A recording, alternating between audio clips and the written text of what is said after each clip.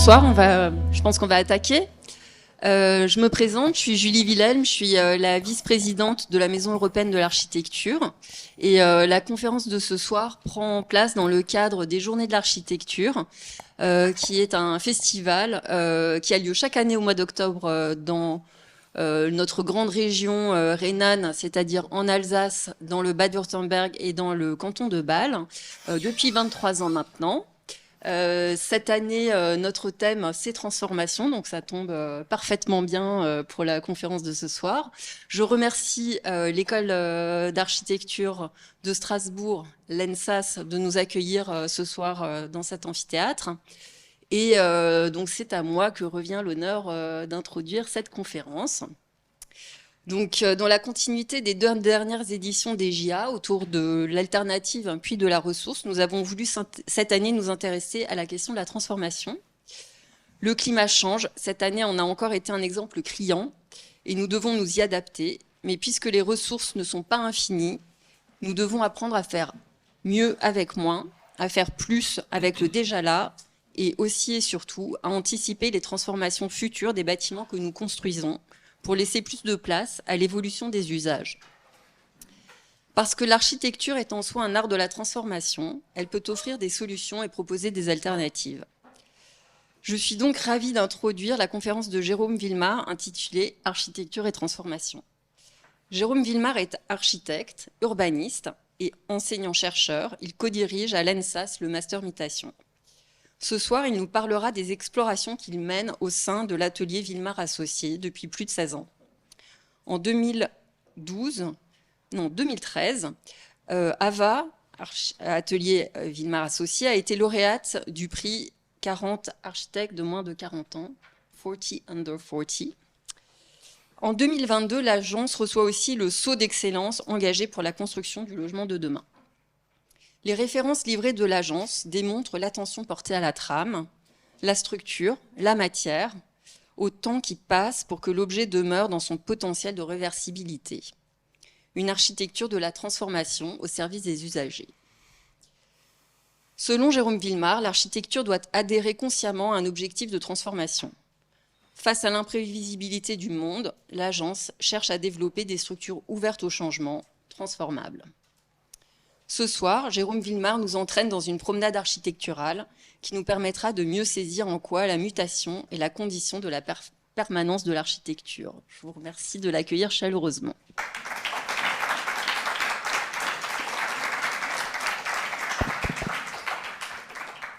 Merci Julie de ton accueil, merci à l'école d'architecture, merci de tes mots. Merci à vous tous d'être là. Écoutez, je suis très heureux de vous voir. Il y a beaucoup d'étudiants que je connais et ça fait très plaisir de vous voir et des professeurs aussi que je connais. On va parler de transformation, effectivement, puisque c'est la raison d'être des JA 2023.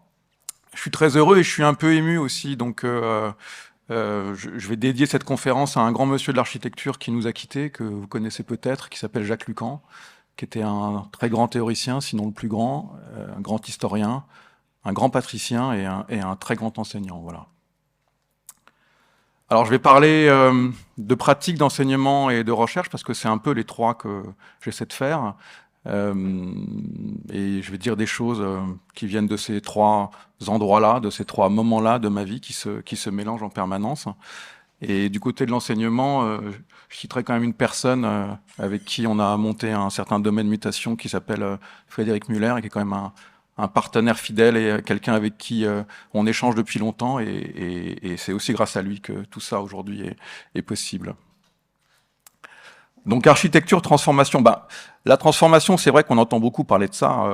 Je dirais que aujourd'hui, comme tu l'as dit, Julie, la crise climatique, elle nous emmène dans un moment où on parle de changer les territoires, changer l'agriculture, changer les villes, changer l'architecture. En tout cas, ce qui est sûr, c'est que finalement, cette question d'habiter le monde, s'il faut transformer notre manière d'habiter le monde, c'est sans doute une question architecturale qui se pose. Et donc, on a peut-être besoin, nous, architectes, de nous saisir très très largement, peut-être encore beaucoup plus que ce qu'on imagine de cette question-là. Alors j'aime bien montrer ce mot sino-japonais, qui est un mot qui signifie crise, et qui est constitué de 2 idéogrammes, l'un voulant dire danger et l'autre voulant dire opportunité. C'est-à-dire que peut-être qu'en fait, ce moment de crise, ce moment de transition dû aux enjeux écologiques, peut-être que c'est l'occasion de passer ou revenir à l'essentiel de l'architecture.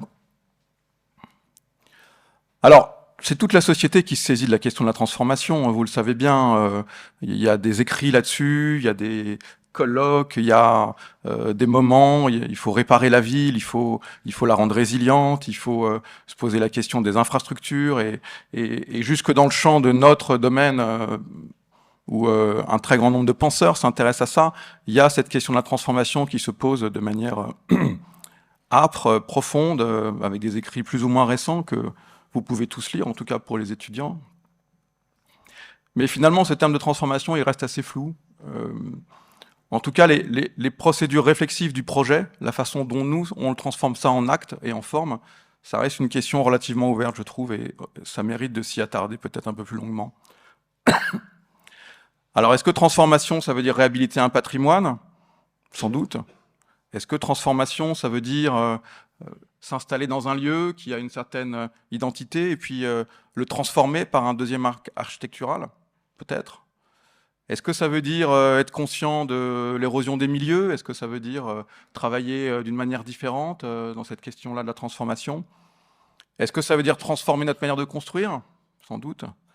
Est-ce que ça veut dire tout simplement que l'architecture, elle transforme les lieux, puisque les lieux préexistent à l'architecture, et quand on fait de l'architecture, on la transforme?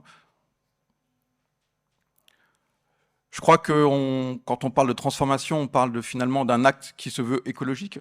On parle de durabilité, d'une certaine manière, et donc on parle de durée dans le temps. C'est ça qui m'intéresse, moi, effectivement, dans le terme de transformation. C'est plutôt l'idée que l'architecture, elle pourrait durer dans le temps. Et quand on se pose cette question, je trouve que ce qui est un petit peu vertigineux, c'est de se demander, en fait, comment est-ce qu'on peut faire projet de la permanence? C'est-à-dire, comment est-ce qu'on peut faire architecturalement projet d'une inscription longue dans le temps? Comment est-ce qu'on peut concevoir la durée? Est-ce que c'est seulement possible, ça, réellement, de manière architecturale? Et après un siècle, un 20e siècle, passé à concevoir l'espace, finalement, est-ce qu'on peut donner forme au temps? Voilà, c'est ce que j'appelle cette investigation architecture de la transformation.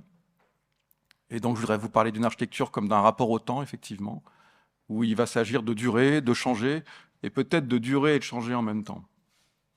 Alors, comment est-ce que ça dure, l'architecture? D'abord, tout simplement, par le temps, par la durée, par la mémoire. En fait, les sociétés, collectivement, décident de ce qu'elles souhaitent garder, ce qui a un sens, ce qui symboliquement a une force.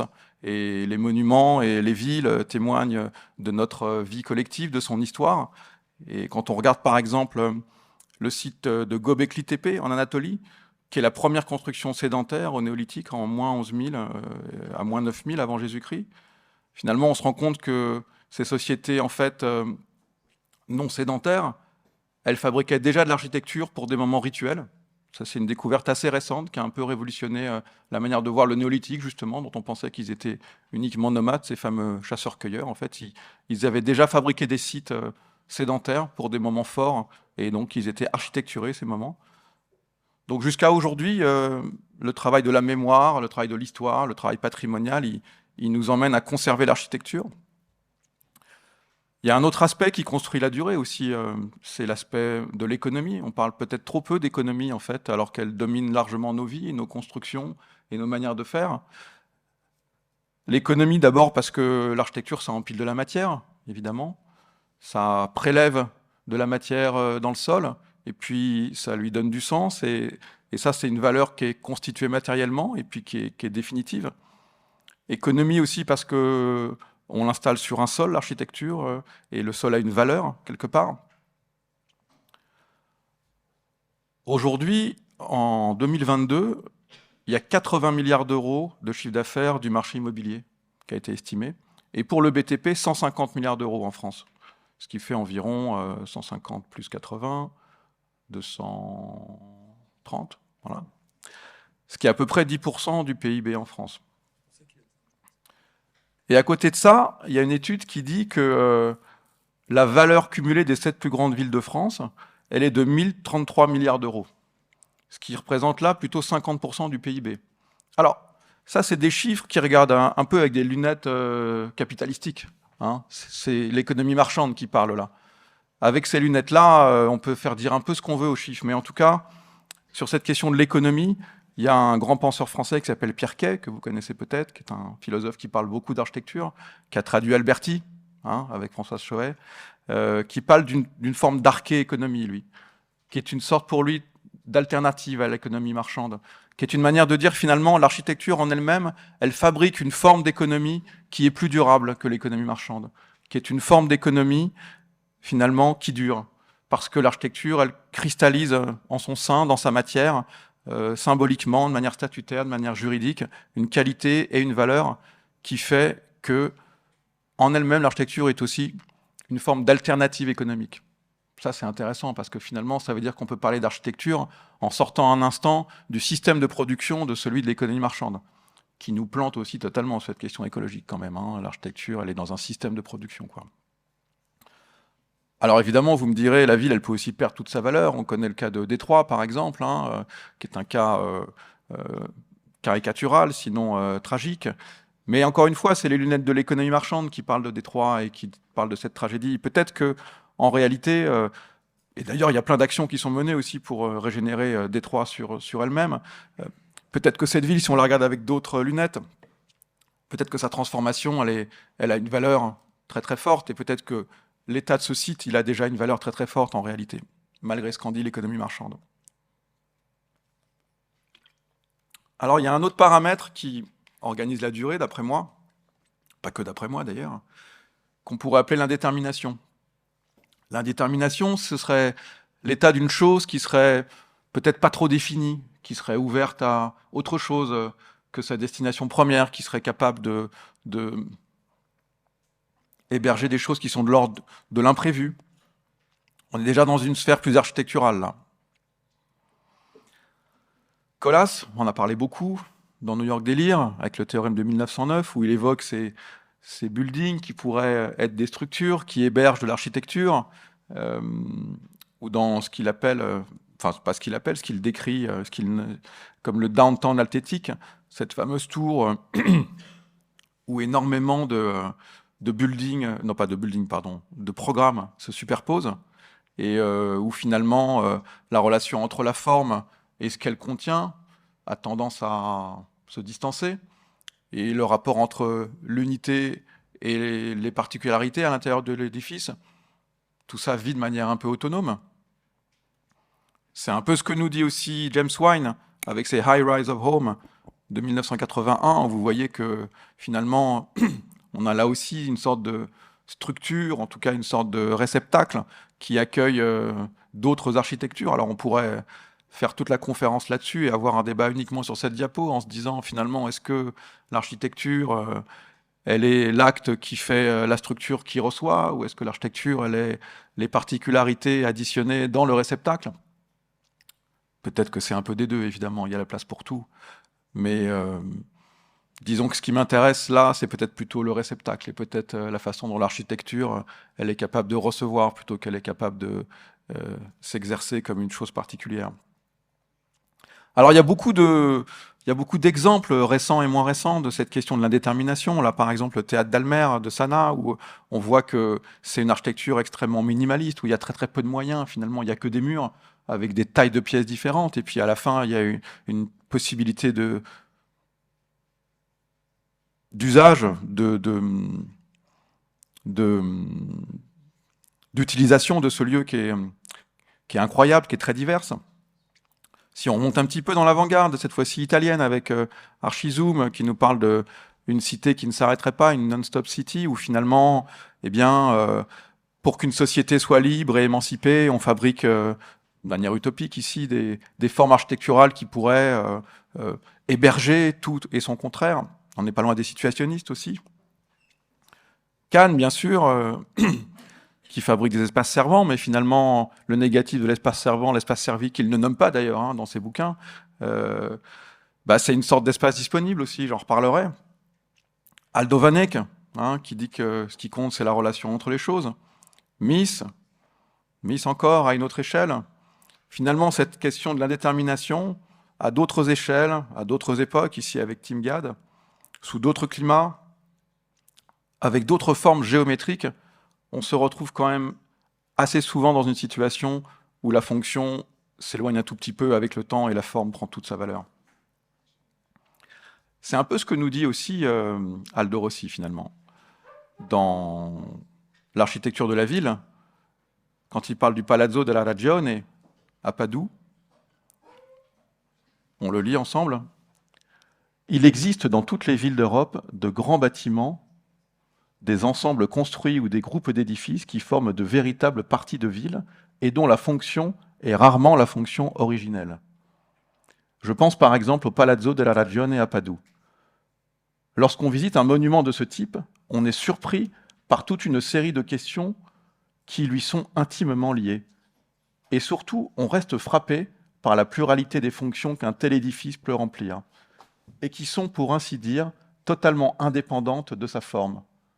Et c'est pourtant précisément cette forme qui reste empreinte en nous, et que nous vivons, et que nous parcourons, et qui à son tour structure la ville. Où commence l'individualité de cet édifice, et de quoi dépend-elle? De sa forme probablement, plus que de sa matière, même si celle-ci y a une grande part, mais aussi de ce que sa forme est complexe, organisée, dans l'espace et dans le temps. Ce qui me fait dire que finalement, cette question de la durée, elle a peut-être à voir aussi avec le changement.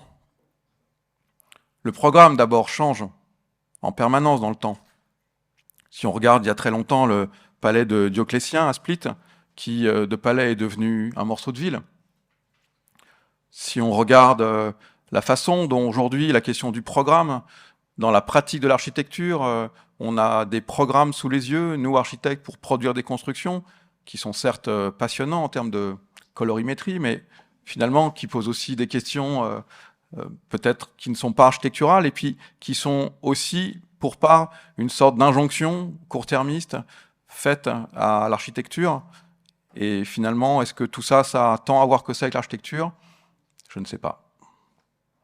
L'habitant change aussi. L'homme habite en poète, disait Hölderlin. Effectivement, l'occupation change et c'est très bien. Les architectes habitent, les habitants habitent l'architecture selon leur bon gré. Ils font ce qu'ils veulent dans l'architecture. Et tout change pendant que l'architecture reste elle-même. Et puis l'architecture change aussi. On peut l'étendre, la surélever, lui rajouter des bouts, des morceaux, changer des parties. Elle prétend même, dans les années 70, avec les mégastructures et les proliférants, à pouvoir continuer à grandir, à croître, à continuer à être elle-même tout en grandissant. Voilà, si ces théories aujourd'hui ont peut-être fait long feu, aujourd'hui les formes qui en résultent restent toujours dans la production, de manière très actuelle. Alors, cher Louis Sullivan, peut-être que non, finalement, la forme ne suit pas la fonction. C'est peut-être ça qu'il faut se dire. Ce qu'on peut se dire, par contre, et ça c'est encore Aldo Rossi qui nous le propose, cette fois-ci dans Autobiographie scientifique, c'est que toutes les œuvres vécues deviennent nôtres. Ça c'est intéressant parce que ça veut dire que cette histoire d'indétermination, finalement, elle va aussi peut-être avec autre chose, avec une question de singularité. La singularité, c'est intéressant parce que finalement, ça veut dire que ce Palazzo della Ragione qu'on regardait, eh ben oui, il est très particulier, il est complètement unique. Il est dessiné, il est architecturé, il est de son époque. Et pourtant, comme le rappelle Aldo Rossi, il accepte un très très grand nombre de fonctions différentes. Mies van der Rohe, on peut dire ce qu'on veut de Mies van der Rohe, c'est quelqu'un qui a poussé au paroxysme cette question de la grille et du neutre. Pourtant, cette architecture, elle est totalement reconnaissable, totalement singulière. Quand on est dans une architecture de Mies van der Rohe, on sait exactement où on est, et les sensations qu'on a sont absolument uniques. Beaubourg, encore un très bon exemple, un des seuls bâtiments construits, peut-être de cette époque de Archigramme, du Fun Palace, de la société qui s'émancipe, du loisir. Finalement, Beaubourg, c'est certes une somme de surfaces neutres, de plateaux qui superposent dans lesquels on peut tout faire, mais c'est une architecture extrêmement définie. complètement situé, complètement contextuel. Il y a une place devant, par laquelle on rentre, il y a un toit par lequel on voit tout Paris. C'est une architecture absolument unique. Ce qui me fait dire que, finalement, peut-être qu'une forme réellement neutre, c'est quelque chose d'un peu inatteignable, en fait. La vraie neutralité, elle est peut-être pas atteignable. Peut-être que toute forme, c'est un peu un choix, quand même. Et d'être sans identité, sans raison d'être, en fait, dans ces cas-là, on n'a pas tellement de raison de durer. Là, en photo, vous avez une version en construction bois de la maison Domino, je crois que c'est la Biennale de Venise de 2012. Oui, il y a une forme de liberté dans l'idée du domino, mais quelle somme de définition déjà et quelle somme de choix, et c'est déjà très défini. Et puis de la même manière, une forme uniquement singulière. Alors je me suis servi de l'architecture de Snohetta, qui sont des très grands architectes, mais pour vous montrer comment l'architecture iconique, comme aurait dit Jacques Lucan, elle peut travailler sur peut-être très fortement la singularité. Ben, comment la singularité, comme objectif unique, peut-être que c'est trop facilement voué à l'obsolescence et peut-être que ça n'est pas durable. Et donc finalement, ce qui m'apparaît, c'est que peut-être que indétermination et singularité, c'est une sorte de couple. Ce sont les deux faces d'une même médaille. Et peut-être que sur cette question d'inscription dans le temps de l'architecture, ça vaut le coup de regarder les deux ensemble. Et pendant que la question de la mémoire et de l'économie, finalement, ce sont des traits de la durée en architecture qui appartiennent aux sociétés, qui appartiennent à l'architecture comme on la pratique. Peut-être que l'indétermination et la singularité, c'est quelque chose qui peut appartenir à l'architecture et à la façon dont on la formalise et dont on la dessine. Ce qui fait qu'avec mes étudiants, sans mes étudiants, mais aussi avec mes étudiants, dont certains sont là, que je salue, on a réfléchi à 4 dispositifs qui, pour moi, cristallisent cette question de la singularité et de l'indétermination. La trame, la pièce, la notion de milieu et la notion de système. Alors la trame, c'est une sorte de fondation, c'est une sorte de moment premier, c'est une sorte de solidification de l'espace, c'est une sorte de sol. En même temps, c'est quelque chose d'abstrait, ça n'est que de la géométrie dans un premier temps. C'est quelque chose d'unifiant, c'est quelque chose d'universel, c'est quelque chose qui ne choisit pas. Et puis il y a évidemment le fantôme d'un des 4 grands architectes du XXe siècle, en tout cas des 4 plus grands architectes du XXe siècle, parce qu'il y en a beaucoup des grands architectes au XXe siècle, qui est Mies van der Rohe, qui l'a poussé à son paroxysme. La question de la pièce, qui est un deuxième dispositif, où finalement la pièce, c'est déjà la possibilité de faire 2 choses, non ? C'est la possibilité peut-être de faire société, c'est-à-dire qu'il y a être dans la pièce et ne pas être dans la pièce, donc il y a l'intimité et la non-intimité, il y a l'ouvert et le fermé, il y a la séparation, et puis il y a de nouveau ce XXe siècle qui nous raconte de manière un peu paroxysmique avec Louis Kahn, la façon dont, avec le château écossais que vous connaissez tous, dont des pièces prises dans des murs fabriquent des pièces, qui fabriquent des espaces qui eux-mêmes sont un peu indéterminés.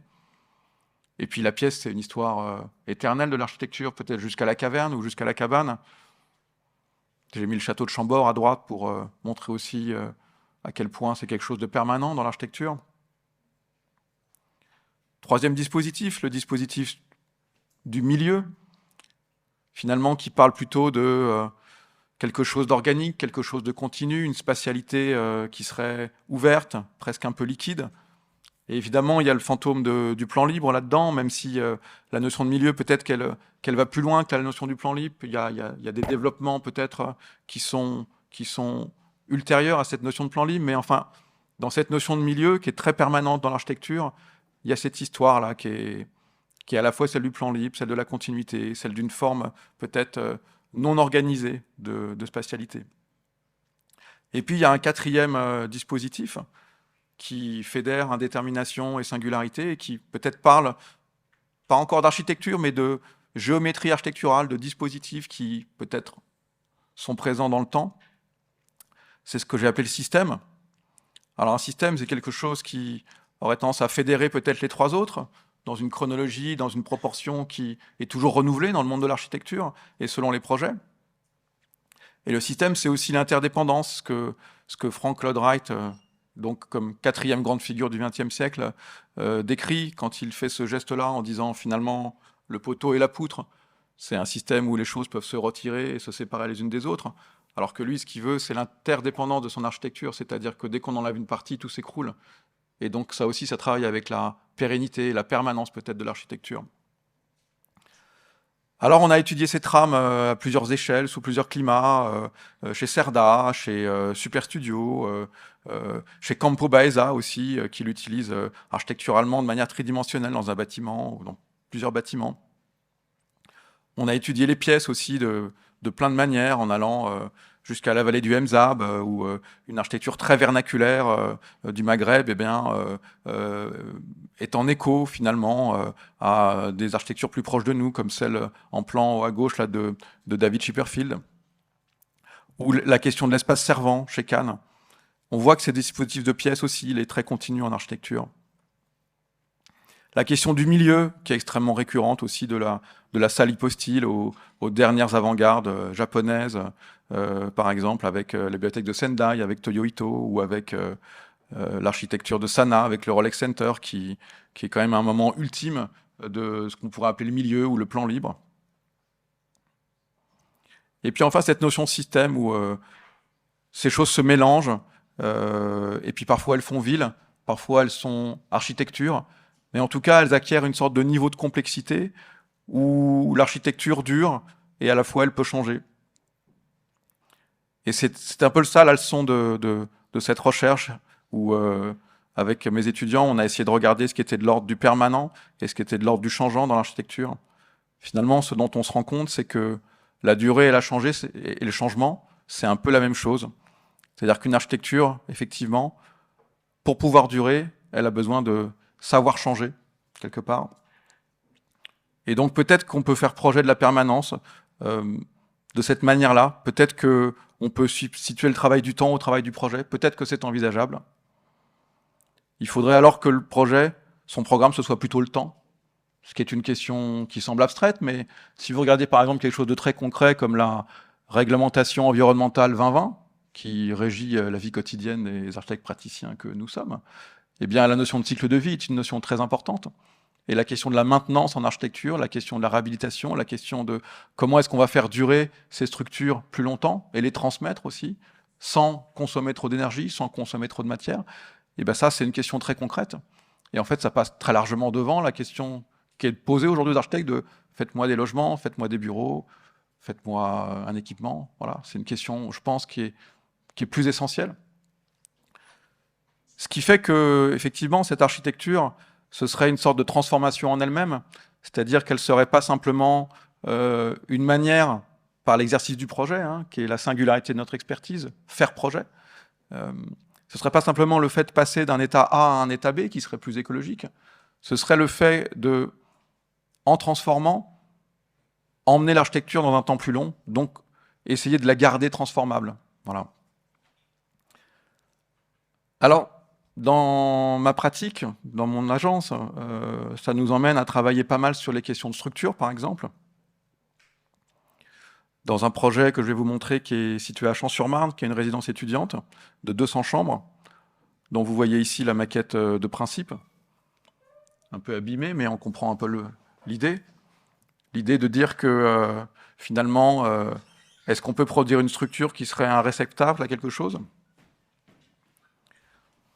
Et cette architecture, c'est une ossature en béton avec un pas et un rythme extrêmement neutre et en même temps une manière de formaliser la forme assez singulière avec un atrium au milieu.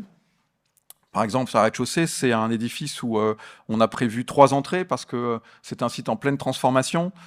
C'est un site où il y a 3 accès possibles. L'un depuis l'école d'architecture de Marne-la-Vallée parce que ça se situe en face de cette école d'architecture. Et puis 2 boulevards. Ah, on ne voit pas le pointeur. Et puis 2 boulevards que vous voyez très bien, même si je ne les pointe pas. Donc on a choisi quelque part la polyvalence et l'indétermination. Et puis dans les étages, on peut occuper ça de manière indifférenciée comme des chambres, comme des espaces de travail ou des espaces de sport. Et finalement, on essaye de faire en sorte que cette architecture elle soit définie par cette structure. À tous les niveaux, c'est-à-dire que ça exprime la hauteur, la dimension, voilà, toujours cette structure, du sol au plafond jusque dans la verrière ou jusque dans le détail des de chaque poteau et de chaque élément de seconde œuvre, pour finalement révéler une sorte de structure habitée. Et une structure habitée, finalement, c'est pas si facile à faire aujourd'hui parce que vous savez bien que le sujet, c'est aussi qu'on a besoin de faire des isolations par l'extérieur. Et ça donne des édifices un petit peu masqués parfois. En tout cas, ça produit quelque chose d'un peu nouveau par rapport à l'histoire de l'architecture, où on a quand même pas mal eu l'habitude dans l'histoire de l'architecture de révéler la structure, de travailler avec. Et aujourd'hui, on aurait besoin, si on n'y réfléchit pas ou si on n'y prend pas garde, de finalement emballer nos bâtiments. Donc dans le détail, ça se passe un peu comme ça. La façade, c'est finalement une enveloppe qui s'intercale avec son squelette, une peau qui s'intercale avec son squelette, c'est-à-dire qu'on règle la question de la structure pour avoir sa visibilité en traitant la portée, parfois à l'intérieur, parfois à l'extérieur, c'est-à-dire que vous avez ce qu'on appelle des bandes noyées, ce que vous voyez ici, où finalement la peau passe une fois derrière, une fois devant le squelette, pour ne pas se retrouver avec une architecture emballée, parce que c'était pas ça qui nous intéressait. Là, vous avez... donc c'est une architecture avec des poteaux préfabriqués. Là, vous avez le premier poteau qui a été coulé en place sur le site par une préfabrication foraine. Voilà, là, une photo de la construction. Là, ce qui est assez magique, c'est que finalement, ce moment de la structure, il s'élève tout seul et puis on aurait juste envie de laisser ça comme ça, pratiquement. Puis voilà, c'est cette singularité aussi qui passe par la spatialité d'un atrium, qui est un atrium qui respire, qui est un atrium qui apporte de la fraîcheur, qui est un lieu qui a une certaine solennité peut-être, mais qui est aussi un lieu un peu indéterminé, qui est fait justement pour être occupé. Aujourd'hui, les étudiants, ils font un petit festival de cinéma, ils font des fêtes. Je crois qu'ils ont coloré un peu là-dedans les différentes cases, et c'est très bien comme ça, c'était fait pour ça. Et donc finalement, de dire, voilà, c'est un peu ça, une architecture de la transformation, c'est une sorte d'architecture qui reste elle-même, et puis qui peut changer, qui peut être détournée, qui peut être occupée de manière différente, tout en gardant sa singularité. Alors, structure encore à Reichstett, un projet où on avait proposé une structure en bois avec des poteaux cruciformes qui permettait de fabriquer une sorte de société de pièces, comme aurait dit Kahn, et de produire finalement une très grande diversité d'occupations. Et ce qui m'intéresse, disons, dans ce travail-là, c'est que c'est finalement une diversité de conceptions, mais ça peut être aussi une diversité de vie, c'est-à-dire que c'est poser en fait les termes d'une architecture où pendant que vous étudiez cette architecture, elle peut changer. On peut vous imposer des changements. Le maître d'ouvrage peut vous imposer des changements. L'économie du projet peut vous imposer des changements. Et en même temps, elle peut rester elle-même. Voilà. Et ça peut se passer dans la conception, et ça peut se passer aussi dans la vie du projet, évidemment. C'est-à-dire que l'occupation, elle peut évoluer sous une forme ou sous une autre. Voilà ce que ça donne. Structure encore à Goumans, en Suisse, un projet que j'ai eu le plaisir et l'honneur de faire avec monsieur Daniel Stéphanie. Structure encore où on a essayé de produire une résidence senior où, en fait, ce qui est posé de permanent ici s'accorde d'une manière diverse à ce qui peut être ensuite variable, ce que sont l'organisation des chambres par rapport à des espaces communs. Là, vous avez une proposition, puis là, vous en avez une autre, puis là, vous en avez encore une autre. Ce qui me permet de rappeler que finalement, ce qui est important, c'est ce qui se passe entre les choses, effectivement. Et en fait, peut-être qu'il y a une forme de permanence dans l'idée de la relation, le système relationnel que l'architecture peut créer entre les personnes et les lieux. Qui est une histoire qu'on a menée à une échelle un peu différente aussi, parce que, en fait, ce projet de Goumans en Suisse, c'est un projet de résidence senior avec son parc, et avec un château du XVIIIe siècle que vous voyez en haut à gauche.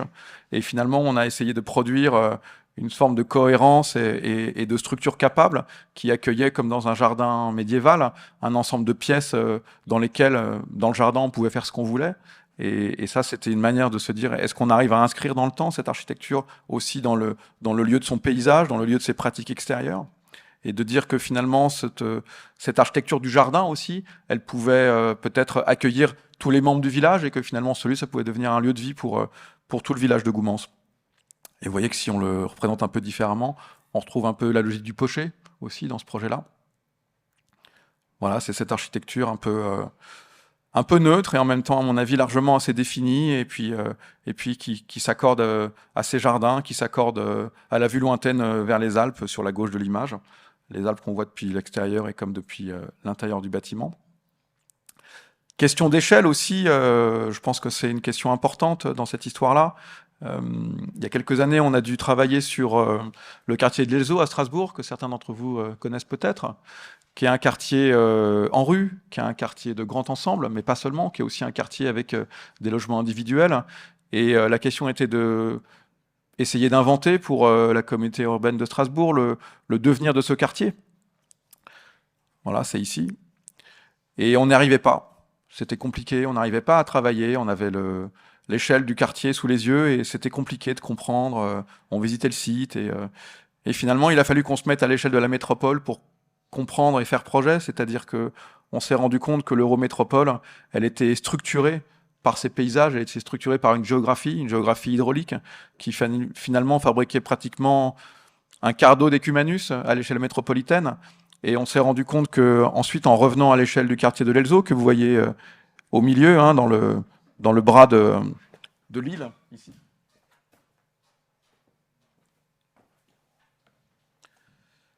Eh bien, ce quartier, finalement, on a décidé que peut-être son devenir, on allait proposer qu'il soit plutôt paysager, plutôt de l'ordre de l'appartenance à ces corridors géographiques, paysagers, écologiques, où passent aussi les infrastructures et passe aussi l'eau, plutôt que d'appartenir à la plaque grise imperméable de la ville, ce qui nous a permis de régler la question peut-être de son projet futur, en inventant une sorte d'avenue centrale avec des places, avec les commerces, et en inventant aussi une répartition entre la partie nord et la partie sud, où il y avait deux typologies de logements très différentes qui s'organisaient.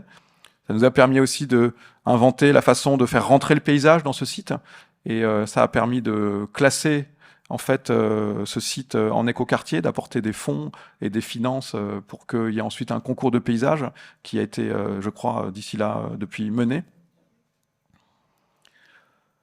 Structure, échelle et relations encore, là sur une étude urbaine où on a travaillé sur la question des zones d'activité. Vous avez sans doute entendu que l'État a lancé un grand travail sur la question des zones d'activité. Ben, c'est vrai que c'est un vaste débat. Les zones d'activité en Ile-de-France, ça représente 16 000 hectares. Tout confondu, hein, zone commerciale, zone d'activité, zone artisanale.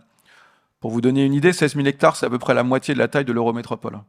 Donc imaginez-vous qu'on n'a pas du tout besoin de continuer à étendre la ville, mais que déjà si on transformait les zones d'activité en autre chose, on ferait de la ville sur la ville de manière totalement, en tout cas potentiellement, avec un bon départ un peu durable, quoi.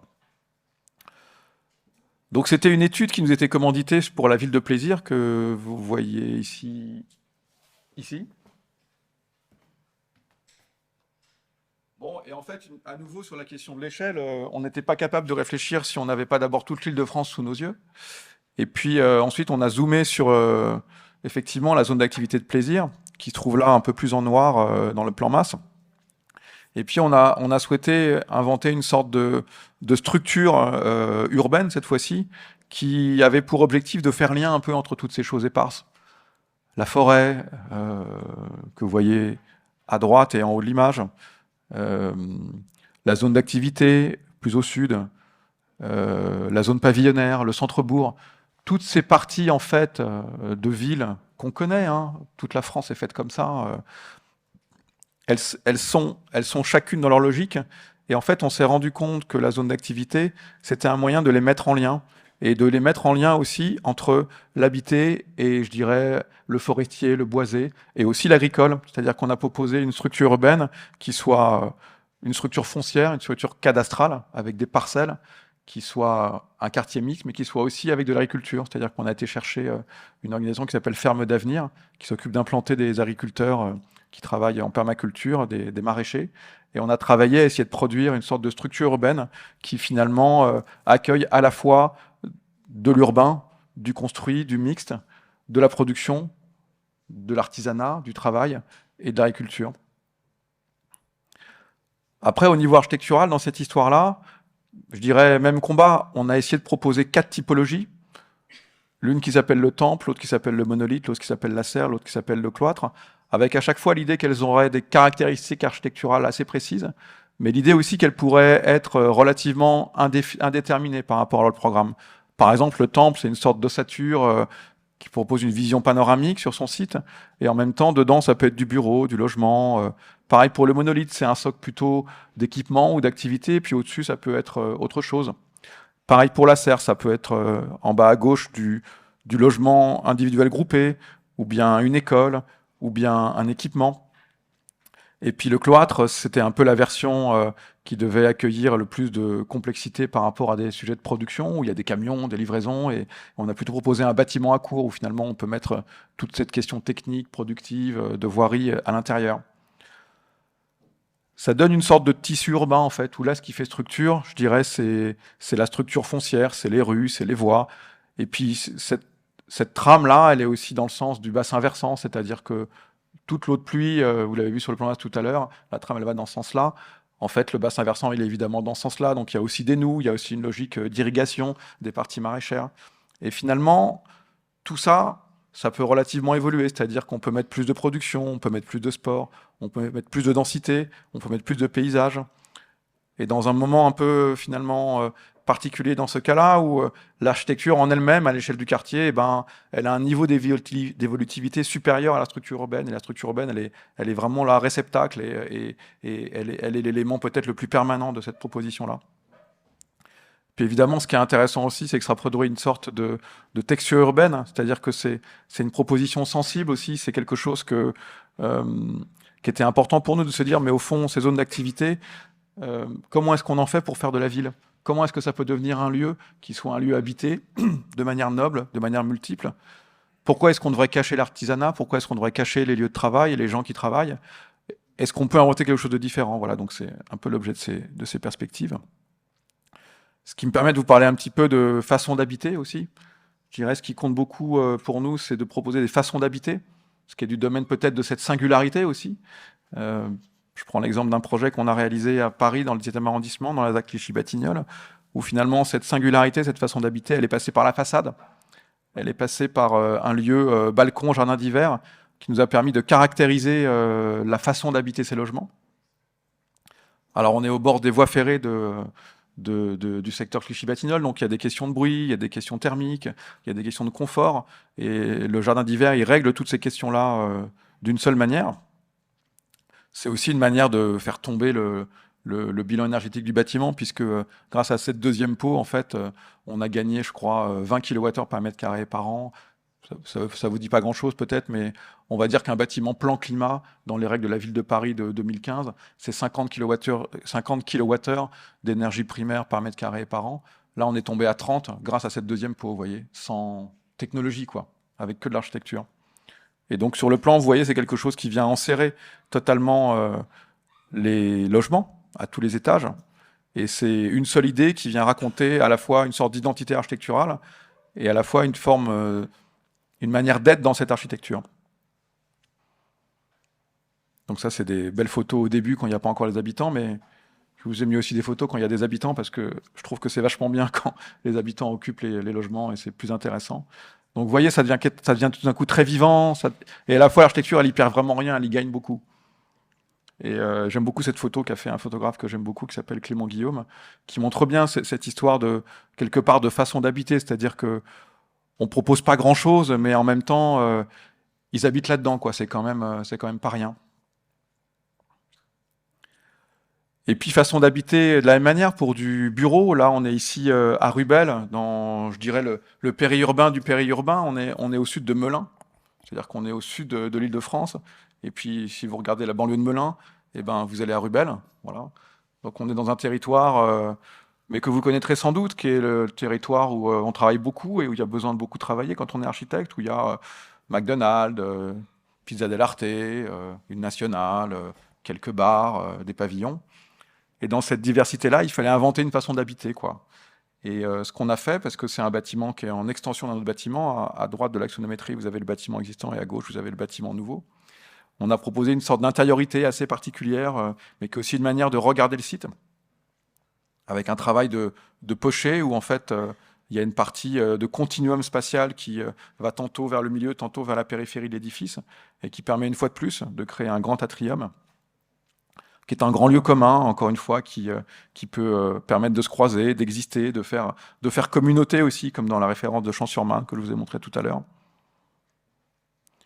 et finalement dans une diversité d'espaces qui cherche aussi quelque part à transformer le site, voilà, et avec aussi des éléments très, très neutres, très répétitifs, qui sont contenus dans cette architecture, voilà, comme géométrie, quoi. Voilà, tout ça pour vous dire que, en gros, il s'agit de réfléchir ensemble, c'est une réflexion en devenir sur effectivement l'architecture, comment est-ce qu'elle peut être une transformation en elle-même, comment est-ce qu'elle peut garder son caractère d'évolution, comment est-ce qu'elle peut être émancipatrice, et finalement, en guise de conclusion, de vous dire que, en plus aujourd'hui, avec les temps sombres que nous vivons, peut-être il y a une autre structure, un autre grand principe comme ça qui existe, qui nous fédère, qui unit les personnes, qui permet de répartir les différences et en même temps de vivre ensemble. Et ce grand principe, c'est la démocratie. Je pense qu'il y a peut-être une relation entre la démocratie aussi et l'architecture. Voilà. Merci de votre attention.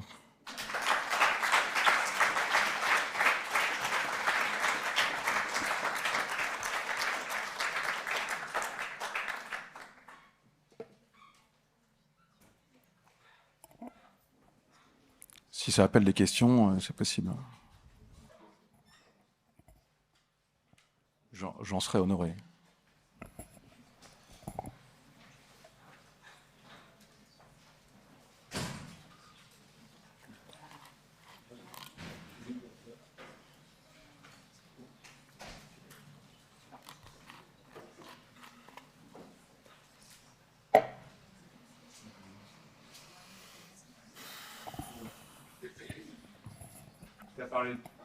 Tu as parlé d'espace et de temps, tu n'as pas beaucoup parlé de matière. On voit du béton, aujourd'hui on dit le béton c'est pas bien, etc. Est-ce que pour durer, il faut utiliser d'autres types de matériaux ou est-ce qu'on peut durer avec n'importe quel matériau? Ah ouais, c'est une bonne question. Ouais. Je vous remercie de me l'avoir posé. Ouais, ouais. Bah, il y a plein de choses à dire de ça. On pourrait recommencer une heure de plus. C'est-à-dire que, par exemple, il y a le grand Snodzy qui disait si tu veux construire réversible, construis en pierre. Ça, déjà, c'est une forme de réponse, de dire que l'architecture, quand elle est bien construite, avec le bon matériau, eh ben, elle n'a peut-être pas besoin de cloison mobile, elle n'a pas besoin de rideaux, elle n'a pas besoin de quoi que ce soit qu'on lui ajoute ou qu'on lui enlève. Elle n'a pas besoin qu'on imagine qu'il faut changer la façade pour changer le projet, parce que vous avez aussi des gens, des architectes connus qui font des livres et qui écrivent aussi sur la réversibilité, la polyvalence, et peut-être que le théorème de dire on enlève des choses, on en rajoute et tout est mobile, il est possible. Peut-être que le théorème de Snodzy, il est intéressant aussi à regarder. Après, il y a une autre chose qu'on pourrait dire par rapport à la construction. Alberti, lui, il dit il faut surtout pas construire avec des matériaux nobles parce que quand on se fait envahir, on se fait dépouiller les bâtiments. Il faut plutôt avoir une espèce d'intelligence de la mise en œuvre, de la façon dont on emploie des matériaux pauvres. Et c'est ça qui donne le sens à l'architecture et c'est ça qui donne toute sa force à l'architecture. Donc dans ce sens-là, on pourrait aussi dire que les matériaux, durables ou pas, ils sont peut-être moins importants que la façon dont on les dessine et dont on les organise les uns par rapport aux autres pour faire architecture, en fait. Ça, je pense que ça amoindrit un petit peu la question de peut-être du matériau en lui-même. Après, sur le fait d'employer du béton ou pas, d'avoir des matériaux durables, moi, je ne suis pas sûr que l'histoire du béton va s'arrêter au XXIe siècle. J'en suis pas sûr du tout, ne serait-ce que parce que le système de production dans lequel on est, il est en train de totalement réinventer le béton. Et bien sûr, on peut imaginer faire des bâtiments avec des matériaux biosourcés. D'ailleurs, c'est ce qu'on fait. Je n'ai pas montré des bâtiments comme ça, mais on construit en ce moment, notamment à Paris, un bâtiment entièrement en pierre, avec des murs de pierre, avec des façades de pierre. C'est un bâtiment qui a un très très bon bilan carbone. En même temps, est-ce qu'on compte tout vraiment dans les bâtiments? Parce que vous voyez, par exemple, c'est un bâtiment qui a une superstructure en pierre et puis qui a des fondations en béton. Donc voilà. Et puis, par exemple, il faut savoir que dans le second œuvre, dans ce bâtiment en pierre comme dans les autres, le carbone, il est bilanté de manière forfaitaire. C'est 30% le coût carbone. Basta, vous pouvez circuler. Donc en fait, cette question de l'architecture durable, je pense qu'elle est posée de manière un peu éternelle. Si on regarde la question du rapport au temps, la question de la durée, un petit peu de la manière dont j'essaye de la poser, elle est posée de manière très récente sur la question des matériaux. Et sur la question des matériaux, je pense que c'est quelque chose qui est très en devenir. C'est-à-dire que c'est assez facile, en fait, de regarder un bâtiment durable d'un certain point de vue, et puis de regarder depuis un autre point de vue à quel point peut-être il y a des points faibles sur cette question-là. Pour parler aussi d'autre chose que ce que dit Snodzy, il y a des architectes récemment, notamment quelqu'un qui est d'ici, qui s'appelle Philippe Rizzotti, qui est un architecte de génération, qui parle de la façon dont l'architecture, elle peut maigrir, parce qu'on emploie moins de matière, quelle que soit la matière, on en emploie très très peu. Un peu dans la lignée des Anglais, du high-tech, de Beaubourg, de toutes ces architectures avec des câbles, du métal, où finalement l'architecture, elle pèse pas très lourd. Et comme il y a très très peu de matière, et qu'on fait plus avec moins, cette question de l'économie de moyens, elle passe plutôt par la quantité de matière à ce moment-là. Tout ça, c'est là, il faut y réfléchir, et je pense que construire avec des matériaux biosourcés, c'est important. Mais ce qui est assez étonnant, en tout cas moi qui lasse pas de m'étonner et de me questionner, c'est que on peut bien poser la question des matériaux, ça changera toujours rien à la question de la transformabilité possible et l'inscription dans le temps du même objet qu'on regarde, quoi. Voilà. Frédéric, moi j'avais compris ça quand il avait expliqué. Mais tu es plus vif que non, mais les exemples étaient flagrants. Moi j'ai bien aimé ta structure, que je connais bien, le bâtiment des étudiants, où la structure est très claire. Là, si tu enlèves le bois, ça tient quand même. Oui, mais moi je suis pas aussi bon que Wright, hein. L'avantage, c'est qu'il est protégé en plus. Ouais, Donc, ouais. on parle du matériau sans le bois. Ouais, je sais que tu voulais dire quelque chose. Le fait de mêler différents usages dans les mêmes endroits, ça pose pas des soucis de confort pour les usagers. Par exemple, je prends un exemple d'une industrie, possiblement du bruit la journée qui pourrait embêter les usagers. Comment faire pour en fait éviter ces contraintes qui sont induites par des bénéfices de mélange? Oui, oui, vous avez raison. Disons que moi, je pense que cette ambition d'arriver à projeter l'architecture dans une sorte de durée dans le temps, elle est supérieure à tous les problèmes techniques et les problèmes de praticabilité, même de sécurité incendie ou de constructibilité qu'on peut se poser. Mais comme aussi peut être supérieure à la question de la mixité, en fait. La question de la ville, quand elle nous fait vivre ensemble, quand elle est intense, quand elle nous mélange, si vous voulez. Donc, vous avez raison, ça pose des problèmes. Et notamment dans l'exemple du quartier productif durable, la transformation de la zone d'activité que j'ai montré. En fait, c'est pas si simple de mettre un socle d'activité avec éventuellement des camions et au-dessus des logements. Ça marche même peut-être pas très bien. Mais en fait, il faut le regarder un peu à toutes les échelles. Il faut se dire, bah là, ça va être peut-être de l'artisanat, mais justement, qui va pas faire trop de bruit. Puis on va avoir une dalle et un plancher acoustiquement qui vont faire le job. Puis autour, on va être plutôt des bureaux. Comme ça, les gens, ils bossent la journée. Et puis le soir, c'est plutôt tranquille, vous voyez. Et il faut avoir ça en tête. Mais je dirais, ça empêche pas de vouloir la ville mixte. Enfin, vous voyez, par exemple, aller à Rome, habiter au 3e étage, au-dessus d'un café, ça va être en partie ennuyeux, en partie génial, quoi. Donc, vous voyez, c'est un peu. De toute façon, l'architecture, c'est un peu toujours l'éloge de la complexité. Il faut arriver un peu à mélanger plein de paramètres. Sinon, ça serait trop facile, quoi. Mais vous avez raison, la question se pose. Mais c'est un wagon dans la locomotive, je pense.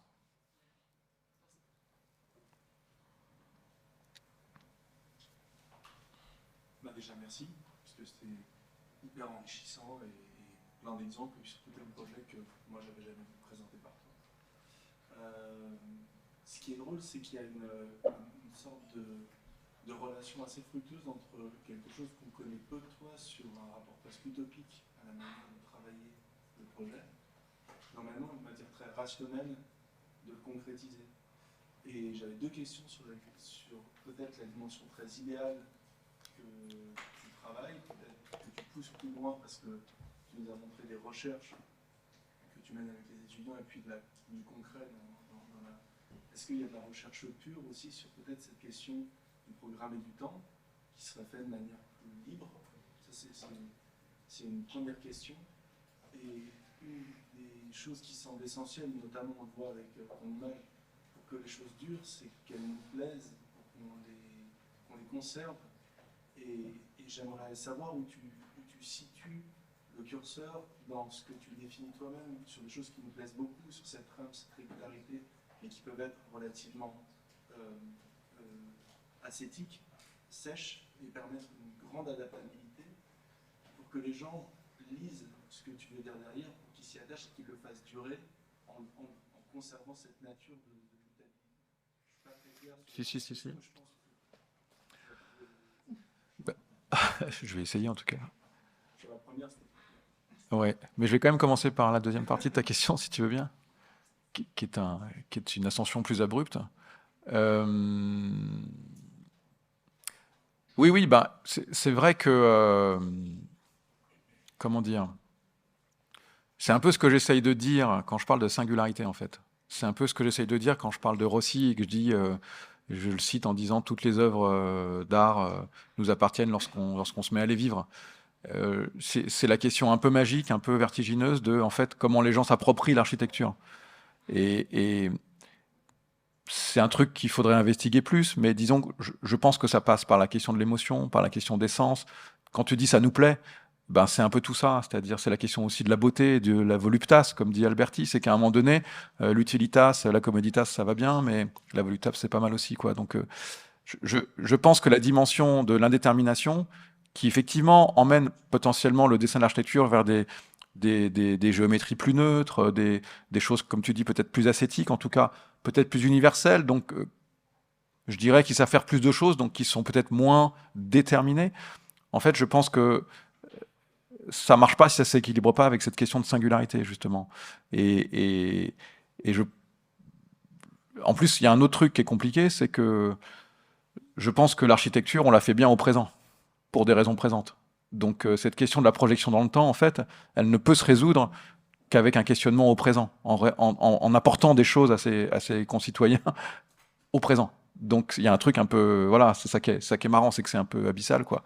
À la fin, on a envie de prendre une bière et de faire autre chose, parce que ça devient trop compliqué pour la tête, mais je pense que c'est pour ça aussi que le travail, comme tu dis, de recherche, au-delà de la pratique, il est important pour moi. C'est que l'utopie, elle est plus facile à mettre en œuvre dans un cadre de recherche, peut-être pas pure, mais plus fondamentale, ou en tout cas dans un cadre d'enseignement ou de recherche doctorale, dans un moment où, effectivement, on n'est pas dans la situation du présent, de la contrainte du présent et de la contrainte du système de production. C'est-à-dire que effectivement, pour moi, il y a quelque chose de très utopique à essayer de poursuivre dans l'architecture.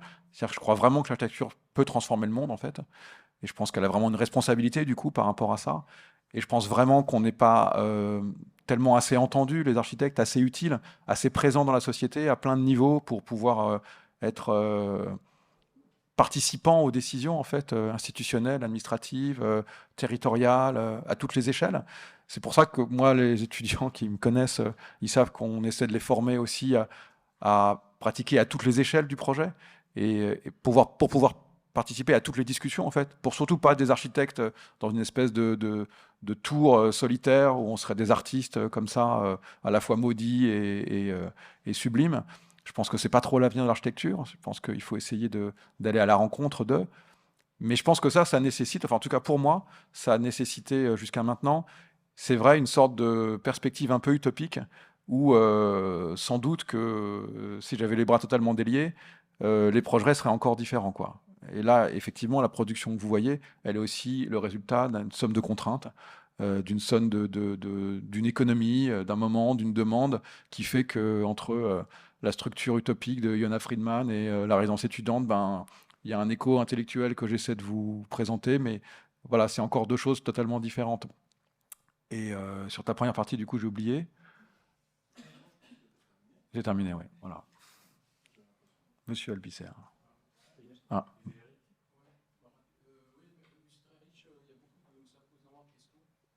Merci. Alors, est-ce qu'il y a un rythme? Moi, je suis aussi tout à fait.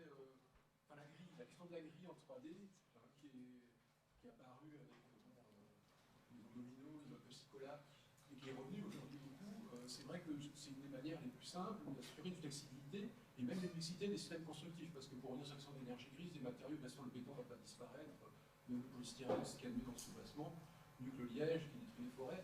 Mais alors, OK pour les grilles qu'on peut remplir, c'est presque aussi le casier de Le Corbusier, hein, mais est-ce qu'on n'a pas un risque, c'est très pertinent et c'est beau aussi. Mais est-ce qu'il n'y a pas un risque, justement, il n'y a plus de singularité, non? Parce que si on commence tous à faire des grilles, bien sûr, ouais. c'est stressant. Alors, où est alors, voilà, Babylone dans tout ça, quoi. Bien sûr, bien sûr. Oui, oui. Voilà, parce que là, il y a plein de grilles différentes. Mais Il y a plein de grilles différentes. Ah, mais ce sont des grilles, quoi. non, mais c'est très... En réalité, la pièce, on peut faire des boîtes dans des grilles, mais voilà. Non, mais je te... C'est un peu flippé aujourd'hui de voir, j'adore aussi l'âne, donc genre, ça marche, mais franchement, la place de l'école, enfin, je sais plus où c'est quoi, c'est gris, c'est devenu, c'est pertinent, mais je trouve ça un peu... D'ailleurs, je te remercie beaucoup d'abord de tes compliments et puis de me poser de questions, ça me permet de préciser. En fait, je pense qu'effectivement, la grille est un des moyens, mais pas du tout le seul. C'est pour ça que j'ai posé 4 dispositifs. J'ai parlé de la trame, de la pièce, du milieu et du système, qui sont en fait 4 géométries qui sont très différentes, qui sont très permanentes en fait dans l'histoire de l'architecture. Et notamment, si tu regardes le dispositif de la pièce, et que tu regardes par exemple le travail de Diener et Diener, que j'ai pas cité, mais qui sont quand même les parents de ce qu'on appelle le plan neutre, et ben finalement, ce plan neutre qui est constitué de pièces, qui n'est pas forcément une grille, hein, ça peut être des pièces de taille différentes. En fait, si tu regardes bien, eh ben, on peut faire ce qu'on veut dans ces pièces. Et t'es pas du tout dans un système de grille. Le système du plan libre, c'est un système qui, certes, a des poteaux qui sont disposés régulièrement, donc on a le fantôme de la trame, mais le plan libre, il peut fonctionner sans trame, en fait. Le plan libre, bah, en fait, la notion, en tout cas, que j'évoque de milieu, c'est vrai qu'elle parle aussi du plan libre, parce que c'est une sorte d'espace continu, un peu liquide, voilà, de spatialité, qui se voudrait libre, alors que les objets bougent pas du tout, d'ailleurs, hein, dans le plan libre, puisque vous n'allez pas déplacer l'escalier de la Villa Savoie, hein, c'est pas vrai. Eh bien, dans le dispositif du milieu, en tout cas, c'est pareil, c'est une spatialité où on dispose des choses de façon continue. Et en fait, la question de la fonction, la question de l'usage, elle reste très ouverte. Et finalement, dans le plan libre, la trame, elle est un outil pour porter le toit, mais elle n'est pas constitutive tant que ça de la transformabilité, si tu veux. Je ne sais pas si je suis clair. Il y avait une autre question, je ne vais pas rebondir trop longtemps, mais dans Pessac, avec Le Corbusier, Pessac, c'est assez défiguré. Alors, le baroque, mais il y a des horreurs à Pessac. Le Corbusier a même dû prendre sur lui en disant oui, c'est la ville plus forte d'architecture, un truc comme ça. Mais bon, il y avait le Harman au grand. Mais parce qu'en fait, c'est des boîtes, quoi. C'est pas une grille. Ce que je veux dire, c'est un peu du plan libre. Mais c'est vrai que du coup, en tant qu'architecte, si on ne veut pas perdre, oui, Pessac, c'est de la plan libre, Pessac. Ouais, bon, ouais. Bah, c'est comme du domino avec des murs. Non, bah, on fait débat sur Pessac, mais Pessac est beaucoup de temps plus figé. Je pense que Pessac n'étant pas trop entièrement gris, est plus figé, et donc les habitants, il y a moins de flexibilité, et l'impact de la multitude d'approches stylistiques plus ou moins douteuses des habitants défigure, alors que tant qu'on a une grille et qu'on peut enlever, voilà, enfin, c'est un peu une stratégie. Alors, je ne vais pas dire que c'est parce que moi je partage complètement cette approche, mais c'est presque une façon d'éviter des problèmes, quoi. Il y a un manque de prise de risque, je trouve, dans ce développement. Enfin, c'est tout l'intérêt de la conférence, c'est qu'on pourrait... C'est surtout pour poser des questions. Madame au premier rang, deuxième rang. Parce que je ne voudrais pas faire discussion entre vieux sages, il y a peut-être des étudiants qui... Ben, ils n'osent pas parler, mais... Moi, j'avais une question par rapport à cette conclusion qui, je trouve, donne envie, pas que la conclusion, hein, mais sur est-ce que, en fait, il n'y a pas dans cette association de structures indéterminées et de singularité quelque chose qui est peut-être de l'ordre de l'acte politique, en fait, de l'architecture, enfin, comme une sorte de droit à l'architecture, parce que peut-être tu as montré énormément de territoires. On a vu des territoires, on a pensé à Mangin sur la ville franchisée, enfin des territoires où personne n'a envie d'habiter quand même. Et donc une sorte de capacité à parler du droit à une architecture pour tous dans des territoires très différents. Et donc finalement cette possibilité presque qui parle d'utopie, mais qui en fait parle, je pense, beaucoup de politique, d'actes. Oui, bah c'est vrai que j'en ai pas parlé, mais le métier lui-même d'architecte est en très grande mutation et on est quand même passé d'une période, j'ai écrit un petit bout d'article là-dessus, où on construisait des grands édifices monumentaux au service du pouvoir du moment. Et aujourd'hui, l'architecte, il travaille pour le quotidien des gens. Il travaille pour chaque jour, il travaille pour loger les gens. Et donc, c'est vrai que je pense que l'avenir, en tout cas, c'est ce que moi je pense, que l'avenir de l'architecte et de l'architecture, il est effectivement dans la transformation de territoires où il n'y a pas d'architecture et où on a bien besoin des architectes et on a bien besoin qu'ils apportent en fait ce truc formidable qu'est l'architecture quand elle marche bien et transforme des lieux pour les améliorer, pour les anoblir et faire que effectivement l'architecture soit pour tout le monde. Tout à fait, ouais, c'est très vrai ce que tu dis. Donc les moins de 40 ans ne parlent pas ce soir. C'est bien dommage, mais vous avez le droit d'en avoir assez. Ah, 2 questions, 3 questions. Est-ce que vous avez l'occasion de confronter cette réflexion à l'existant dans un contexte de rénovation? Ouais, complètement, ouais. Je l'ai montré tout à l'heure en fait, mais je ne l'ai pas dit. On a plusieurs sujets de transformation au sens réhabilitation, rénovation, comme vous dites. On a en ce moment un sujet de transformation de HBM avec un bailleur social parisien qui s'appelle Paris Habitat, qui est un bailleur social qui loge un Parisien sur 8 en situation de logement social. Et donc, c'est un cas très intéressant parce que je dirais pas qu'on n'a pas le droit de faire de l'architecture, mais la question se pose de comment est-ce qu'on fait de l'architecture à cet endroit-là. Et là, ce qu'on a essayé de réfléchir, c'est finalement comment est-ce que, dans le cas de la réhabilitation, pareillement, comment est-ce que notre action d'architecte, elle peut donner non pas simplement quelque chose d'un état A déficient écologiquement à vertueux écologiquement, ou d'améliorer l'habitat, mais faisant ce chemin de restituer une structure qui restera transformable. Et donc, en fait, on est en train de transformer là des typologies sur la base d'un théorème que j'ai montré dans le système qui s'appelle la bande active, où on est en train de ramener tous les réseaux de ces HBM en périphérie des bâtiments pour que les typologies des appartements soient très interchangeables. Et on travaille effectivement avec les habitants aussi à dessiner le plan de l'appartement avec eux. Mais on s'autorise à dessiner le plan d'appartement avec eux parce qu'en fait, on sait aussi où on les emmène. Et on a déjà caractérisé la qualité architecturale qu'on propose, typologiquement, dans ce travail de bande active. Là, je ne l'ai pas, mais si vous voulez, c'est une sorte d'épaisseur de 1 mètre qui va inclure l'isolation par l'intérieur nouvelle des bâtiments, dans laquelle on va fabriquer des loggias, les cuisines, enfin, ce que un certain Yves Lyon appelait la bande active. Et puis, c'est aussi une autre manière d'aborder la question de la transformation, où finalement, on voit bien que les bailleurs sociaux, ils n'ont pas les moyens de la rénovation énergétique. C'est des milliards, en fait. C'est des centaines de milliards, cette histoire. Donc, en fait, ce qu'on leur a proposé, dont ils n'ont pas voulu, d'ailleurs, mais ça existe chez d'autres bailleurs, et donc, voilà, c'est la relation entre utopie et réalité aussi, c'est que parfois, on tente des coups, et puis on ne marque pas le but, mais on le marquera la prochaine fois. On leur a dit, mais en fait, les gars, vous n'avez pas les moyens de faire la vraie rénovation qu'il faudrait faire pour que le bâtiment devienne cette structure transformable, pour que vous n'ayez pas à retransformer dans 5 ans, quoi. Pourquoi est-ce qu'on ne construirait pas en extension, en surélévation sur vos bâtiments, des nouveaux étages avec des nouveaux logements et des nouvelles personnes? Ça ferait aussi de la mixité sociale. Et ça rapporterait de l'argent, ça ferait des recettes, et on pourrait financer plus de montants de travaux pour les étages inférieurs qu'on en a bien besoin. Et je ne vous parle pas du paysage, transformer les îlots, qui fait partie de la mission. Voilà, ça, par exemple, c'est une attitude de transformation qu'on a eue récemment. Ouais, et on en a d'autres. Ouais.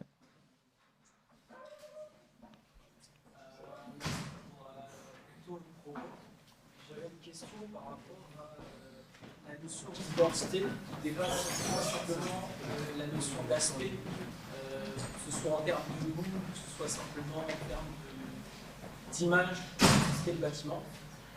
Peut-être que c'est un terme qui est tabou parfois. Et la notion d'identité, est-ce qu'elle est atteignable par cet outil qu'est la trame, que ce soit par la représentation de ce qu'est un bâtiment. Donc, je suis un tribunal, je suis un logement, je suis un bureau, je suis tel et tel. Et aussi, est-ce que la trame ne peut pas être un problème vis-à-vis de la notion de repère dans le lieu, si cet outil est trop fréquemment utilisé, ou alors si justement il n'arrive pas à négocier avec cette question d'identité? Alors, effectivement, je ne pense pas qu'on peut atteindre cette question de l'identité ou de la singularité par la trame. Je pense qu'on peut atteindre cette question de l'identité par l'architecture. La trame, c'est une géométrie qui précède un peu l'architecture.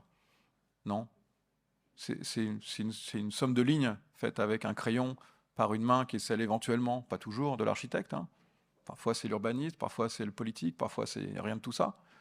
Et donc finalement, non, je pense que la trame, elle n'atteint pas à la question de l'identité ou de la qualité architecturale, tout simplement. Disons que ce que j'essaie de dire sur l'identité architecturale, qui pour moi peut pas être un terme tabou, parce que ça veut dire la façon dont on ressent un lieu et dont on ressent qu'il a été ménagé pour nous et qu'il nous fait exister d'une certaine manière. Vous voyez, moi, quand je dis identité, je dis quelque part la façon dont on peut être au monde par l'architecture, la façon dont elle nous fait exister dans un lieu, l'architecture. Donc j'ai pas peur de ce mot identité, mais disons que non, je pense que c'est pour ça que je parle de dispositif en fait, si vous voulez. Ce sont presque des boîtes à outils qui sont antérieures à l'architecture lorsqu'elle est totalement formalisée, matérialisée, et qui du coup engagent pas complètement la question de l'identité. Et après, c'était quoi votre deuxième partie de question? Est-ce que la trame Un risque de se perdre dans une neutralité. Ouais, tout à fait, tout à fait. Oui, oui, non, mais c'est pour ça que, d'abord, il n'y a pas que la trame, je pense, dans la vie, effectivement. Il y a plusieurs dispositifs. Peut-être qu'il y en a d'autres, hein, que je vous engage à venir chercher avec moi en séminaire ou à chercher par vous-même. Mais disons que c'est pour ça que j'associe ces deux choses, quoi, l'indétermination et la singularité, que vous pourriez nommer aussi identité et la singularité. C'est-à-dire que je pense que si on vise que l'indétermination, que la neutralité, comme vous dites, d'abord, je pense qu'elle est inatteignable, en fait. La vraie neutralité, elle est inatteignable, je veux dire. C'est pour ça que je remonterai un peu Mies, qui est quand même le demi-dieu de la grille et de la trame et de la neutralité. En fait, il n'y a rien de plus singulier qu'une architecture de Mies. Il a voulu faire disparaître la fonction comme élément déterminant. Il a fait des crown halls, des Neyeuse galeries, des lieux où on peut faire effectivement plein de choses. Et pourtant, ces architectures, elles sont extrêmement définies.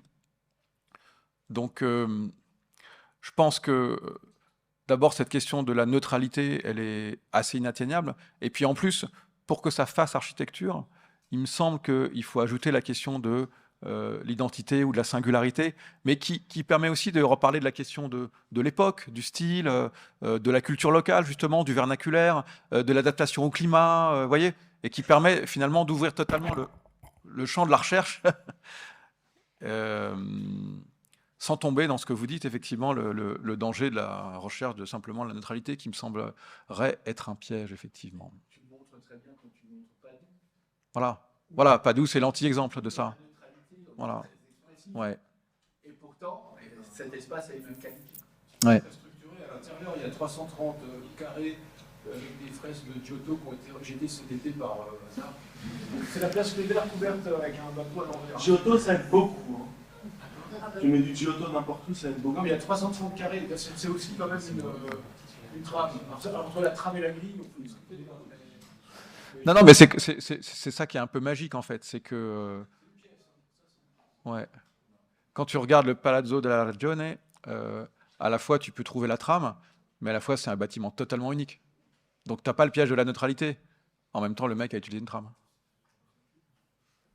Il ressemble un peu au Palladio de Vicenza en plus grand, quoi, avec les marchés en bas. Certo. Est-ce que j'ai un peu répondu à votre question? Merci. Je crois qu'il y avait... Ah, enfin. On n'a pas trop la parité ce soir. Il n'y a que les hommes qui parlent en plus. Madame, bonsoir. Ah, je ne vais pas coucher là. Quelque chose de très dramatique, un idéal vers lequel on tend, mais auquel on n'accédera jamais parce qu'on est trop contraint en fait dans la liberté. Mais est-ce que justement la liberté, il ne faut pas la penser par rapport à certaines contraintes? Les contraintes, voilà, c'est très à l'arrêt dans le discours, mais en fait, est-ce qu'il n'y a pas un déjà-là utopique dans les formes où on voit justement l'idée utopique qui est concrétisée? Et je voulais terminer en disant, voilà, il y a un déjà-là utopique dans les formes pour essayer de ne pas tomber voilà, dans un discours dramatique de l'utopie. Moi, Je suis assez d'accord avec vous, hein. Je ne sais pas s'il faut en rajouter, c'est une très belle manière de voir les choses. Non, mais parce que je voulais revenir sur la résidence étudiante sur Ouais, sur le travail. ouais. Parce que ça m'avait fait un peu penser au ministère de l'Église. Mhm. Voilà, et donc là, il y a très clairement un parti pris Mm, mm, mm. utopique. Et donc, avec cette idée de la transformation, est-ce que l'utopie, c'est pas un principe dynamique au final qu'on actualise? Complètement. Complètement, complètement, complètement. Non, moi, moi, j'ai pas l'impression d'avoir fait 20 ans de carrière frustré, hein. C'est ça que vous voulez dire. J'ai plutôt l'impression d'avoir fait ce que je voulais.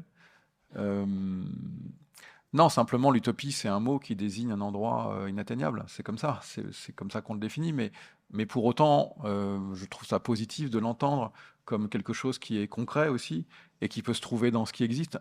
Vous avez tout à fait raison.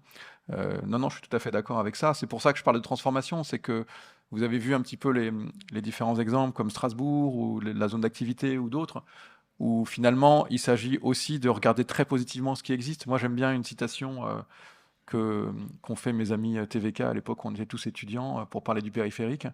Ils citaient Monterland en disant « Pour trouver quelque chose de beau, il faut le regarder longtemps ». Vous voyez? Et donc ça, c'est un peu l'utopie du déjà là, justement. C'est effectivement, je crois qu'il faut sortir aussi de l'idée qu'un architecte, ça pose quelque chose sur un site, et puis ça s'en va, et c'est content de soi, et voilà. Non, effectivement, il y a une vraie richesse, et peut-être pas une utopie, mais euh, une vraie richesse à regarder ce qui existe, et à essayer de l'amender un tout petit peu, de le transformer. Simplement, je dis, moi, juste en faisant des actes qui ont la pertinence d'essayer de s'inscrire dans une certaine temporalité qui serait plutôt longue, voilà, et sensible et émouvant, parce que sinon, on va s'ennuyer, quoi. Ouais, effectivement, ouais. Mais je suis d'accord avec vous, ouais. Du coup, comme disent les étudiants. Moi, ce que je trouve remarquable sur cette dernière image, c'est que c'est très politique. On a l'impression, si on oublie les deux dernières, les deux à gauche, sur la dernière, sur la troisième, on a l'impression que le bâtiment avait déjà cette hauteur-là, et qu'on a simplement enlevé la brique. Donc c'est suffisamment politique pour moi. Merci Daniel. Merci à tous. Ah non. Just in time. Juste une question sur la réversibilité des espaces par la trame. Je sais que j'ai lancé des enquêtes sociologiques après vos projets. Est-ce que les habitants ils ressentent cette possibilité de réversibilité? Est-ce qu'il y a une communication qui est faite? Alors déjà, on mène pas d'enquête sociologique, malheureusement. Après, je ne sais pas si j'ai induit cette possibilité, mais ce qu'on fait, en tout cas dans ce projet-là, c'est qu'on essaie de construire le plan du logement avec l'habitant. Il y en a 326 des familles, il y a 326 logements à rénover, donc c'est plutôt un temps présent, un aller-retour constant. Mais non, on ne communique pas en disant voilà le mode d'emploi. Je ne sais pas s'il faut le faire. En fait, je pense que quand même, à un moment donné, il faut que l'architecte il laisse un peu les choses se faire. Vous savez, pour revenir à Pessac, là, justement, Le Corbusier disait qu'il faut apprendre aux gens à habiter mes logements. Pas sûr que ça marche.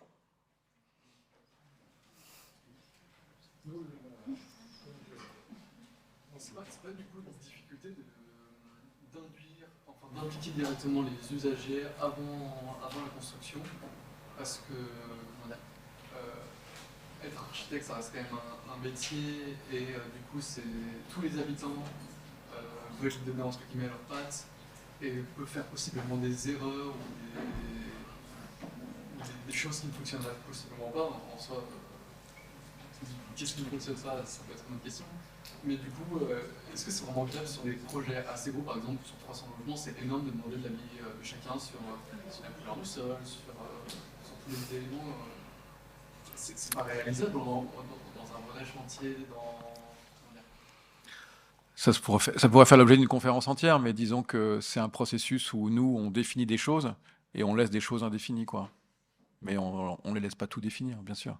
Mais juste, par exemple, avoir 3 choix possibles, délimiter un... Par exemple, là, vous êtes en train de vous poser la question et de vous demander comment on pourrait faire. Voilà, c'est ce qu'on fait, ouais.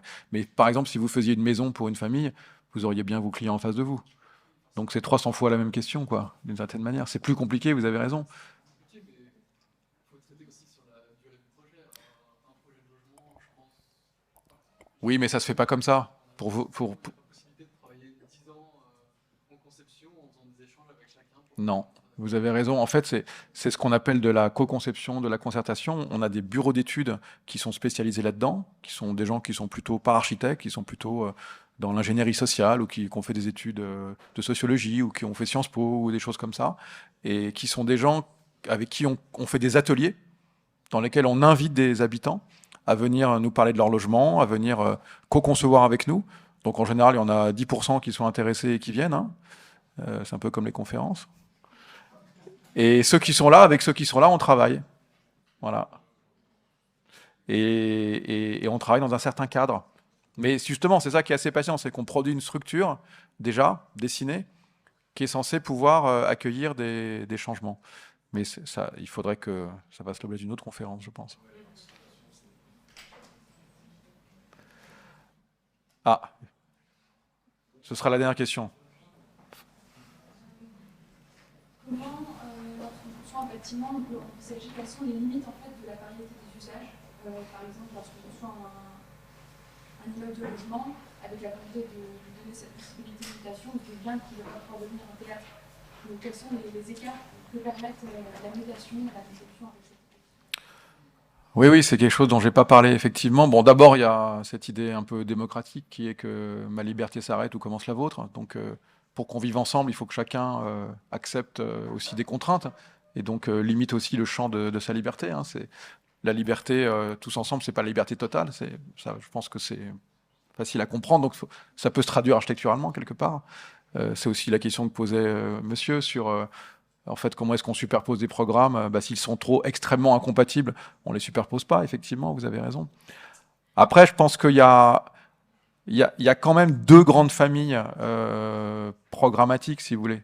Il y a les lieux où on a besoin d'intimité majoritairement, les lieux où on a besoin d'être ensemble majoritairement.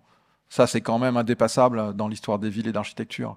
Il y a se rassembler et être chacun de notre côté, vous voyez. Que ce soit un appartement ou une ville, il y a ces deux termes-là qui se mélangent tout le temps. Donc, effectivement, c'est pour ça qu'à mon avis, on ne peut pas mélanger un théâtre et un appartement, pour des questions de dimension, et parce que heureusement, l'utopie a des limites et il y a des choses aussi concrètes. Mais peut-être que dans un théâtre, on peut faire plein de types de représentations, par exemple. Et peut-être que dans des logements, on peut aussi travailler, vous voyez. Mais par exemple, habiter et travailler, c'est des choses qui demandent un niveau d'intimité et de partition et de spatialité qui sont assez proches, comme par exemple le théâtre et le sport. C'est pour ça qu'il y a des salles polyvalentes. Donc voilà, je dirais qu'il y a au moins deux grandes familles. C'est comme ça, à ce stade-là, en tout cas, que j'envisage les choses par rapport à votre question. On ne peut pas tout faire partout, non? Ouais, effectivement. Merci.